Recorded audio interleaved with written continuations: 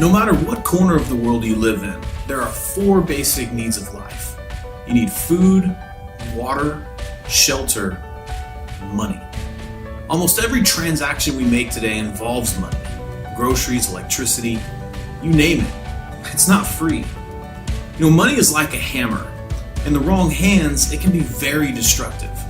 Andreas Antonopoulos said that the existing banking systems extract enormous value from society and is parasitic in nature. Money has been a catalyst for bringing out the worst in humanity. But in the right hands, like that hammer, it can build something beautiful. It can grow businesses, create jobs, place a man on the moon, and put an end to world hunger. In other words, it has also been a catalyst for bringing out the best of humanity. So out of curiosity, what do you choose to do with it? No matter how you may feel about money, I think you and I can both agree that next to oxygen and water, money is the most crucial thing in our lives. So, just curious, let me ask you one simple question. Why are you here? What purpose or cause is driving this conversation we're having right here, right now? This is an important question because, look, I understand and respect that your time is valuable. But before we go any further, there is one thing that concerns me. Most people that see what you're about to see understand the big picture and are anxious to learn as much as they can. But some people are more easily distracted and they're more concerned about what's going on inside of Facebook or on their TV, their cell phones. Look, I get it. So let me just share up front that this video is roughly 15 minutes, give or take, in length. So knowing this and making the best of our time together, would it be okay if we just have a genuine heart-to-heart conversation and are just real and direct and just cut to the chase? But back to my original question, why are you here? Well, I'm going to go ahead and break a few rules and make a few assumptions. Maybe you're looking for the key to wiping out poverty, right? Or maybe you're self-funding a startup or bootstrapping a new business. Maybe you're burned out with your current profession and you're looking for a change. Perhaps you're someone that works hard every day to put food on the table, but you're robbing Peter to pay Paul, and you're having to work long hours, denying your family of a spouse and a parent. Maybe you're pissed off and you're tired of being scammed and feeling taken advantage of by the financially corrupt and elite in society. Whatever your purpose is for being here, whatever it is, I'm going to assume that you're serious about that purpose. Because here's the deal, guys. I've learned that there's two types of people in the world. There's those that complain about the way things are, then there's those that do something about it. So did you know that right now, as we're hanging out here together, that there is a movement, a massive global paradigm shift that is leveling the financial playing field for every single person on the planet? But before we talk about that, would it be okay if we discussed why the existing financial system is broken? Now, look, everybody knows that money in and out of itself is absolutely nothing. Whether it's a metal coin, a piece of paper with a historic image on it, or a piece of plastic, the value that people place on it has absolutely nothing to do with the physical value of that object. Money is seen as valuable only because everyone knows someone else will accept it as a form of payment. Now look, here's the short story. Before money, currency involved people trading goods and services. Today we call that bartering. Think about this. Whenever we were kids in school, we traded things like candy or baseball or football cards or Pokemon, right? Whenever I was a kid, we traded Pogs. And then after we grew up, we make deals with our friends. Hey, you do this for me, and I'll do this for you. And then perhaps some of us as adults still trade Pokemon. But in the simplest of ways, this is a form of currency. All right, and then came the coin, and then paper money. Hundreds and even thousands of years ago, the value of that currency was affected by two things: some sort of precious metal like gold or silver, and the stability of that government. As a matter of fact, at one time in the United States, all of the money in circulation was backed by gold. And then in 1971, the ties were cut between US currency and the gold standard.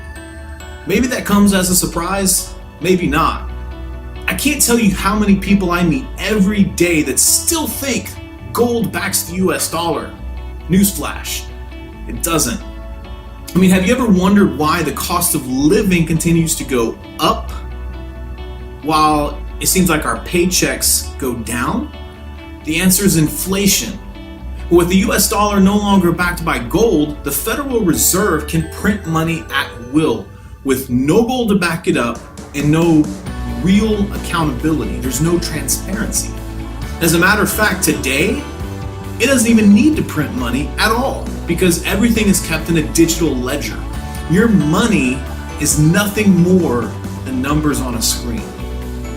So while the value of money used to be backed by the gold standard, today, if you're a US citizen, the value of your money is solely based on the full faith and credit of the United States government. The wealthiest nation in the world, guys, now banks its future on a single word: trust. And unfortunately, global trust in the US government is crumbling. The US is losing trust both with its citizens and other nations around the world. And honestly, guys, it's only a matter of time. The result? The value of your money, my money, decreases 3% every year. Have you ever felt like you take one step forward and then you take 2 steps back? How does it make you feel knowing that if you were to save $100 over the next year, it would only be worth $97 because of inflation? And let's talk about poverty for a second. Right? In many countries, poverty is rampant because there are either no financial institutions present or because of government control. But what if there was a decentralized global currency outside the reach of government? Right? What if you could be empowered to be your own bank and cut out the middleman? What if instead of having a currency that goes down in value every year, there was a currency that actually holds its value? Or dare I say, increases in value? Guys, imagine what would that mean for you, your family, your business? What kind of life could you make for yourself? What kind of impact could you have? Well, what if I told you that there was an alternative? A new transparent financial system that leads to a more equitable and fairer society. A financial system that works for you instead of against you. Welcome to cryptocurrency. Bitcoin. It's the new money. Bitcoin is digital currency that the corrupted elite don't want you to know about because it loosens their grip on the less fortunate and it finally levels the playing field. Bitcoin is doing for money what the internet did for information. Guys, in the late 80s, early 90s, there were skeptics about the internet. Do you write to it like mail? No, a lot of people use it and communicate. I guess they can communicate with NBC writers and producers. Allison, can you explain what internet is? No, she can't say anything in 10 seconds or less. I'm afraid that if I subscribed to something like internet, You would really be hooked. I would get hooked and I would never, spend time with my family. Well, as I mentioned, I have no desire to be a part of the internet because I feel like I'm so inundated with information all the time that I don't want more. Don't you ever feel like it's just constant bombardment? I don't know. I guess the thing I'd resent most is I would resent that, at least when you're home, if the phone rings, you have the option of not answering it. On the internet, people can send you messages all the time you don't even want to hear from. They didn't understand it, and most people didn't ever think it would catch on. Today, that seems pretty silly, right? Let's look at it this way. Knowing what you know now about the internet, wouldn't it be great if you could travel back in time to the 90s and buy up as much Google, Yahoo, Microsoft, and Apple as possible? Right? If you could, we probably wouldn't be having this conversation right now, would we? Now, look, I first heard of Bitcoin back in 2010, but I ignored it. I was skeptical because I didn't understand it. Just like the critics of the internet were back in the 80s and 90s. Guys, big mistake. Back in 2010, one Bitcoin was the equivalent of 10 cents. Today, at the time that we're recording this video, one Bitcoin is worth $26.50. No, not $26.50, but $2,650. To put that in perspective, if you could go back to 2010 and invest $10,000 into gold, today you would have only had $10,300. You would have grossed a mere $300. But if you would have put that same $10,000 into Bitcoin, it would be worth over $252 million. $252 million today. So what's the story? I mean, where did Bitcoin come from and how does it even work? Well, here's a short video that I found that breaks it down beautifully. Bitcoin, for those of you who don't know, is an electronic online currency that was created in 2009. It was made by someone who did it under the pseudonym Satoshi Nakamoto. Like any economy, you don't want too much too fast because then the value of your currency drops, or so slow that your economy grounds to a halt. It's designed to be a self-stabilizing economy. Whether it actually is that way though, well, that is a little bit more complicated. Because some people have said, hey, Bitcoin is the answer to those problems. Are you a believer? Well, Bitcoin is exciting because it shows how cheap it can be. Bitcoin is better than currency in that you don't have to be physically in the same place. And, of course, for large transactions, currency can get pretty inconvenient. And what is Bitcoin? Bitcoin is a currency on the internet.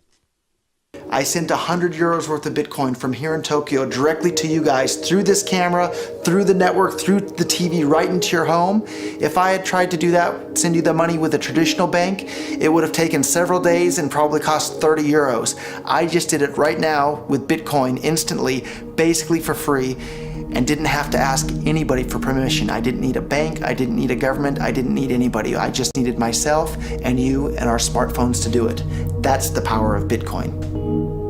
Funds received. Personal wallet. This community is switching to what they think is a better monetary system. A system in which banks are no longer needed because payments could be made directly from one person to another. Bitcoin is fundamentally different because in Bitcoin, you don't owe anyone anything and no one owes you anything. It is not a system based on that. It is a system based on ownership. And no one can censor it, no one can seize it, no one can freeze it. It's November the 2nd, 2008, just 6 weeks after the Lehman Brothers collapse. And all over the world, there are panicked debates about how to save the banks. Then, on a little visited web forum for cryptographers, a document appears in which a completely new monetary system is proposed. The visionary author calls himself Satoshi Nakamoto. These were the darkest days of the financial crisis. So that to me suggests a very clever mind that saw an opportunity, the perfect opportunity to introduce a new radical technology and a new radical approach to money and finance at just the right moment when people would be very open to making this big shift that's required to adopt a new currency. What's exciting for me is like a global economy. Right now we say we have a global economy, but I can't take $1 and give it to you in the Netherlands and then you know what to do with it, right? You would have to go and change it to your native currency. And when you kind of eliminate that step, and I can just send you one form of payment and you can send me a product in a matter of seconds, that starts to change things from a global perspective. How could this digital coin invented by this Satoshi Nakamoto become hundreds of times more valuable than the dollar? And why do enthusiasts like Roger Fear want the world to switch to bitcoins? I'm giving every single person here 1,000 yen worth of Bitcoins, which is like $8 and something cents. Bitcoin is a decentralized electronic cash system that uses peer-to-peer networking along with digital signatures and cryptographics to generate currency. Now, with traditional money, think dollars, the euro, pesos, you've got a central bank, like the Federal Reserve. They issue the currency and they print more or less cash as needed, but not with Bitcoin. It looked very different to me. I mean, as soon as I heard the word decentralized and the fact there was a network powering this currency rather than a central issuer, that immediately captured my interest as something quite different based on what little I knew about alternative currencies at that time. The government couldn't come in and shut down a server and end Bitcoin. It would have to shut down the entire internet or turn off the electricity grid to stop Bitcoin. And so that was really attractive. So here we are, guys. Perhaps you've never heard of Bitcoin, or perhaps you have, but you were like me, and you never really paid much attention to it. They stink. A few minutes ago at the beginning of this video, I asked you what your purpose was for being here, and how committed to that purpose you really are. Bottom line is Bitcoin is a movement. Most people, once they understand what's really going on today, recognize that this isn't just some trend, right? This is a global shift in the way that we do money. Bitcoin is here to stay. Governments can't stop it, the elite can't stop it, and Bitcoin can't be forged or counterfeited. And here's the deal, if Bitcoin continues up the path it's on, cryptocurrency experts expect Bitcoin to reach $1 million in the next 10 to 15 years once all of the Bitcoin have been mined. So have you ever heard the saying that knowledge is power? Or perhaps you've seen this saying on TV.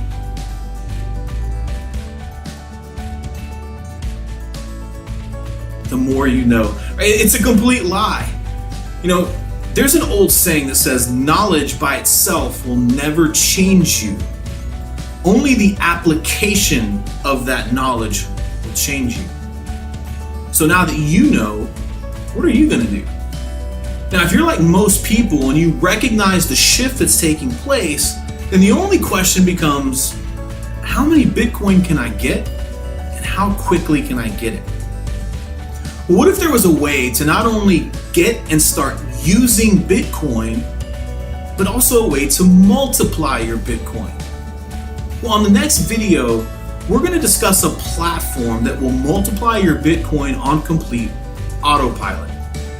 It's happening, it's changing lives, and it's leveling the playing field. Most will join the movement, but some won't. But one thing is for sure, soon everyone will be using cryptocurrency. The question you must ask yourself is, do you want to be positioned to benefit now and change your life and the lives of those around you, or will you put it off and get left behind? Ultimately, guys, the choice is up to you. Click the button below, and I'll see you on the next video.